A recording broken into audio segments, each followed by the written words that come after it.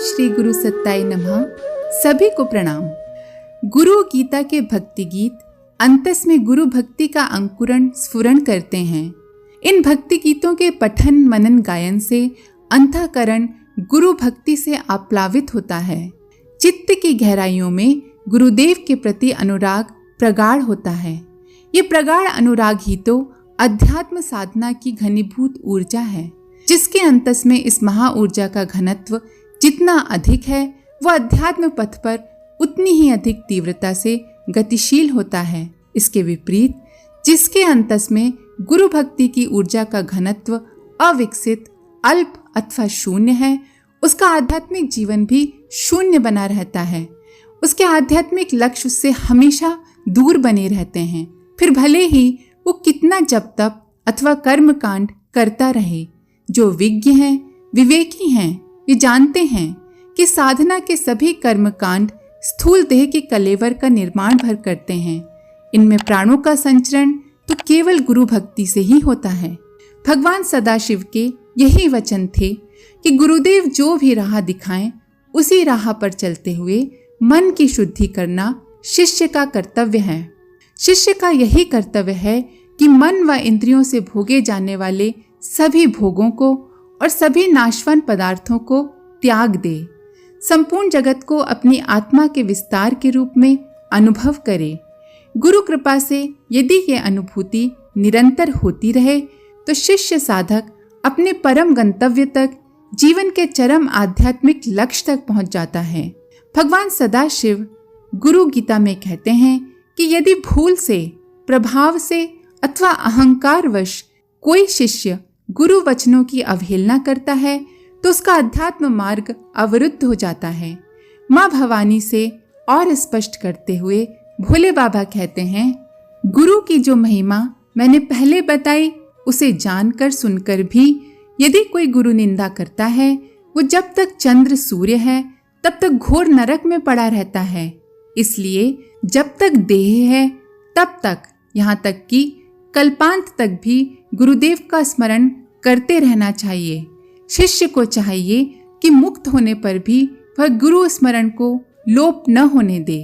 जो शिष्य प्रज्ञावान व विवेकी हैं वे कभी भी अपने गुरु के सामने तेज स्वर में बात नहीं करते। इतना ही नहीं, वे गुरु के सामने कभी भी असत्य नहीं बोलते।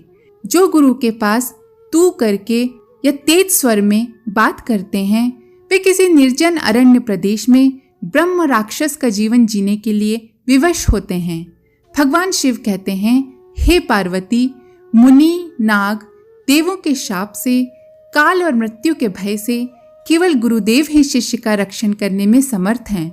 लेकिन जो गुरु के शाप से ग्रस्त हैं उसकी रक्षा कोई भी देवता अथवा मुनि नहीं कर पाते। ऐसे शिष्य शीघ्र ही नष्ट हो जाते हैं, इसमें कोई संशय नहीं है। देवादिदेव भगवान महादेव के इन वचनों में बड़ी गहरी अनुभूति समाई है। जो तार्किक हैं वे तो इस सच को शायद ही छू पाएं, लेकिन जो तप करते हैं, जिन्होंने अपनी अंतर यात्रा में गुरु महिमा को जाना है, वे इस अनुभूति कथा को पल पल पीते हैं।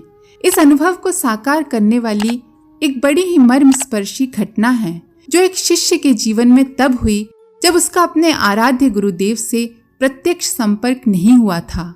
विद्यार्थी जीवन में इस शिष्य का परिचय एक अघोर साधक से हुआ। यह अघोर साधक, जिसे सभी अघोरी कहते थे, कई आश्चर्यजनक सिद्धियों का, शक्तियों का स्वामी था। एक पदार्थ को दूसरे पदार्थ में बदल देना उसके लिए साधारण कौतुक भर था। मिठाई को विष्ठा बना देना और सड़े मांस को सुगंधित सुरभित मिष्ठान में परिवर्तित कर देना उसके लिए पलक झपकाने भर का काम था। पंचभूतों के अणु परमाणु को अपने संकल्प बल से एकत्रित करके किसी भी वस्तु को साकार कर देना भी उसके लिए सामान्य सी बात थी। और भी अनेकों आश्चर्यजनक सिद्धियां उसके पास थी। अपनी इन सारी शक्तियों के बावजूद यह घोर साधक बड़ा व्यथित और पीड़ित रहा करता था। यहाँ तक कि कभी कभी शून्य में तकते हुए उसकी आंखों से आंसुओं की धार बह निकलती। एक दिन इस विद्यार्थी ने उस अघोर साधक से पूछा, बाबा, आप बीच बीच में इतने दुखी क्यों हो जाते हैं? आपके पास तो इतनी सिद्धियां हैं, फिर भी आप रोने लगते हैं।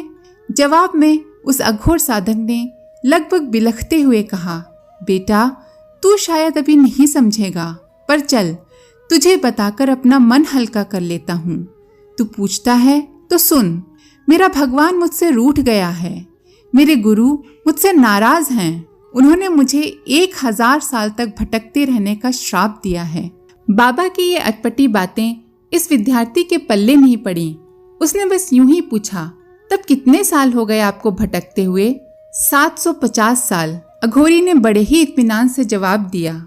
इस जवाब ने पूछने वाले को गहरी हैरानी में डाल दिया। उसने कहा, पर आप तो केवल 50-60 साल के लगते हैं। ये बात सुनकर अघोरी जोर से हंसा और बोला, अरे मैं शरीर की बात थोड़े ही करता हूँ। इस शरीर की तो यही उम्र होगी, मैं तो अपनी बात करता हूँ। शरीर तो जब भी पुराना हो जाता है मैं उसे छोड़कर किसी युवा मृत शरीर में प्रवेश कर जाता हूँ। सांप के काटे हुए व्यक्ति को प्रायः लोग बहा देते हैं, ऐसे ही किसी शरीर को मैं अपना बना लेता हूँ। पर आपके गुरु नाराज क्यों हुए? गुरु तो बड़े कृपालु होते हैं। अघोरी बोला, अरे बेटा, मुझे अपनी साधना और सिद्धियों का भारी घमंड हो गया था। इस घमंड के कारण मैं किसी को कुछ नहीं समझता था, यहाँ तक कि लोगों के बहकावे में आकर मैं स्वयं को भगवान मानने लगा था। इसी अहम के कारण एक दिन मैंने अपने गुरु को भी खरी खोटी सुना दी। इस पर गुरुदेव ने कहा, तू क्या समझता है, सिद्धियों से कोई भगवान हो जाता है? जा, तू अब 1000 साल तक भटक और सिद्धियों के दंश को झेल। बस बेटा, तब से मैं नए नए शरीरों में रहते हुए सिद्धियों के श्राप को झेल रहा हूँ। अपनी बात कहते हुए उसने पूछने वाले के सिर पर बड़े प्यार से हाथ रखा और बोला, बेटा, आगे कुछ सालों के बाद तुझे तेरे गुरु मिलेंगे। तू कभी भी उनकी बात की अवहेलना न करना, उनकी सब बातें मानना और सिद्धियों के जाल में मत उलझना। सबसे सच्ची सिद्धि तो गुरु भक्ति है। जिसे ये मिल गई उसे समझो सब कुछ मिल गया। आज के लिए इतना ही। आप सभी का धन्यवाद। ओम शांति। हमारे YouTube चैनल को सब्सक्राइब करें और बेल आइकन को दबाकर ऑल पर क्लिक करें ताकि नोटिफिकेशंस आपको मिलती रहें।